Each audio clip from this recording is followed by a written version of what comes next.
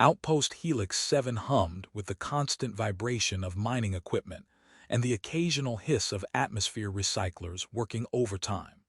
The Draconi dominated the workforce, towering figures moving through corridors built for their scale, making the few human contractors look like children wandering through an adult's world.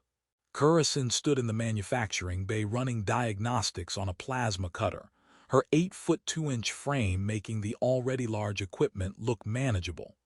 Scars marked her arms, decorations from a decade of military service before she took this posting.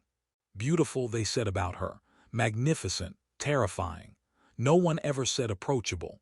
Male Draconi gave her space, respectful distance that felt more like quarantine. She was too tall, too strong, too decorated. They congratulated her accomplishments from across rooms and found urgent business elsewhere when she approached. 8 years since anyone had looked at her with interest rather than intimidated respect. She'd made peace with it. Mostly. The new human engineering crew arrived during Delta shift, smaller figures navigating the oversized corridors with careful attention. Curacin noted them peripherally. Humans were competent enough, if fragile. Probably wouldn't last the full 6-month contract given the physical demands. Then one of them walked into her bay, saw her across the room, and smiled. Not the nervous smile of someone trying to appear brave. Not the awed expression she usually got. Just a genuine, friendly smile like greeting a colleague. Michael Rivera, his badge read, engineering specialist. Curacin had absolutely no protocol for this. She stared. He waved and moved to his assigned station. Had that just happened? Michael was either fearless or oblivious, and after 2 weeks, Curacin still couldn't determine which. He asked her opinion on machinery calibration. Shared lunch when the commissary shorted his order. Made terrible jokes about thermodynamics that somehow made her laugh. "You're very tall," he observed one shift, utterly casual. "Does that make the work easier, or do they just scale everything weird?" "Both," she managed, still calibrating to his complete lack of intimidation. "Makes sense. Engineering is all about sight lines anyway." He squinted at a panel. "Though right now I'd trade height for better lighting. This interface is illegible." She leaned over, easy reach for her, and adjusted the panel's angle. "Better." "Perfect, thanks, Kira." He said her name like it wasn't attached to a decorated warrior everyone else treated like unstable ordnance. During maintenance rotation, equipment malfunctioned, and a support beam blocked critical components. Curacin lifted the 2-ton beam solo, standard procedure for her strength, and Michael just crawled underneath without hesitation. "Appreciate it. Let me know if it gets heavy." "It's fine," she said, startled. Most people stared in awe when she demonstrated her strength. He just worked efficiently and thanked her after. "You make this job way easier," he said later, reviewing the repairs.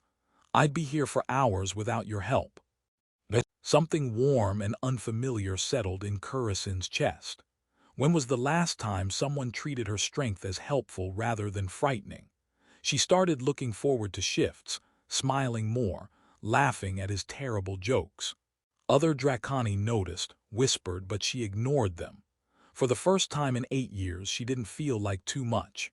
The Strength Festival arrived with traditional fanfare, competitions testing power, endurance, combat skill. Curacin had won 5 consecutive years, each victory feeling more hollow. She excelled. Everyone congratulated her nervously. No one stayed to celebrate. "Can I watch?" Michael asked. "I'm curious about Draconi traditions." She agreed, expecting the usual pattern. He'd be impressed, intimidated, would start treating her differently. She won every event, lifted weights that made the crowd roar, dominated combat simulations, stood on the champion's platform accepting accolades that felt increasingly empty. Michael was grinning when she descended. "That was incredible. Your technique on the grappling match was." He continued enthusiastically, analyzing her performance with genuine interest. Then quieter, "Must be lonely, though, being that far ahead of everyone." The observation stopped her completely. "What?" "Winning everything, being the strongest.